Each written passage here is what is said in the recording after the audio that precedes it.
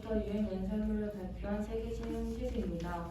저희가 정한 주제는 지구를 지키기 위한 어린이 세계 시민의 노력입니다. 지금부터 저희들의 연설을 시작하겠습니다. 우리는 왜 지구 반대편에서 일어나는 세계의 여러 가지 문제들에 관심을 가져야 하는 걸까요? 바로 우리가 모두 세계 시민이기 때문입니다. 그래서 우리는 인종, 국가, 대륙을 뛰어넘어 모두가 보편적 가치를 지키기 위해 노력해야 합니다.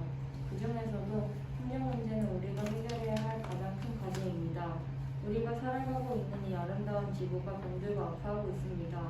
산업혁명 이후 자원의 개발과 사용으로 다양한 환경 오염의 문제가 발생하고 있습니다.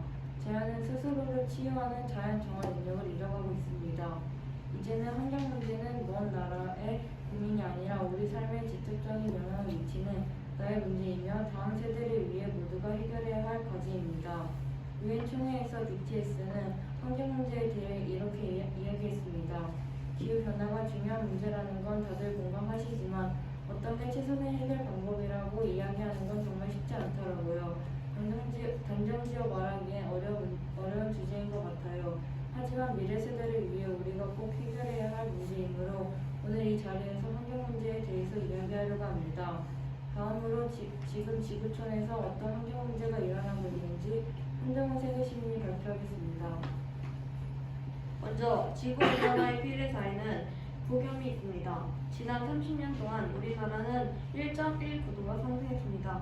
2018년 서울에서는 40도를 넘은 적도 있습니다. 그러므로 우리나라의 겨울이 사라질 수 있습니다. 2번, 지구온난화 피해로서 태풍이 심해질 수 있습니다.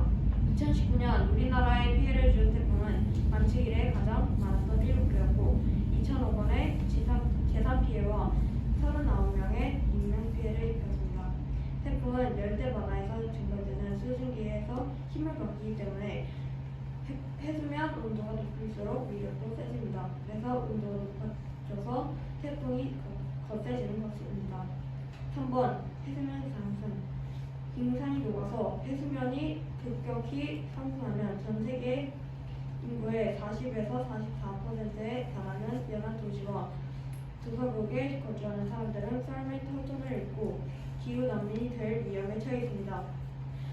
더 해수면이 상승된다면 국가의 일부분이 잠길 것입니다. 우리나라의 인천공항도 잠기게 돼요.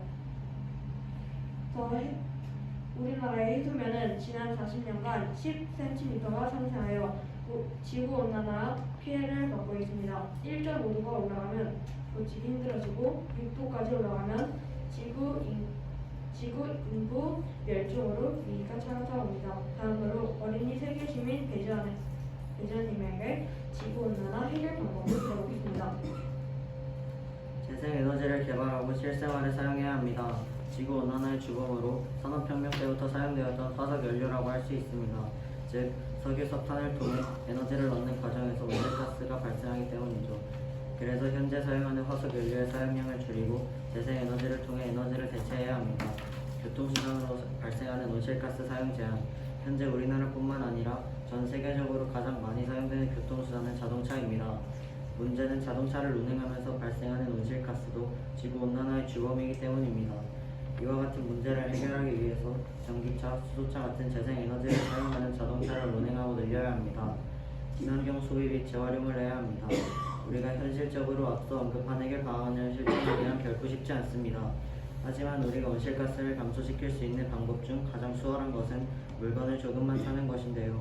왜냐하면 물건을 조금씩 사면 필요한 만큼 사게 되면서 쓰레기가 발생하는 수치가 적어지며 자연스럽게 제품 생산에 사용되는 에너지를 절약할 수 있습니다. 마지막으로 전서진 세계 시민의 이야기를 들어보겠습니다.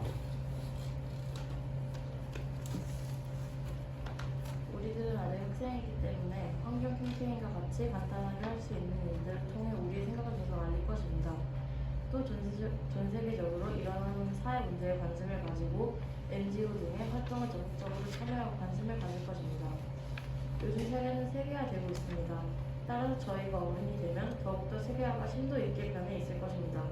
이 시대에선 세계 시민 교육을 받은 사람과 받지 않은 사람의 차이가 클 것이라 생각합니다. 또 지금은 오늘은 서울, 내일은 뉴욕, 그 다음 날에 파리로 갈 수 있습니다. 자기처럼 마음대로 이 지구상에서 갈 수 있는 것이죠. 그렇다면 세계시민이라는 단어가 누구에게나 다 해당될지 의문입니다. 하지만 이 수업을 통해 세계시민이란 정확히 무엇인지 알 수 있어 감사했습니다. 제가 생각하는 세계시민이란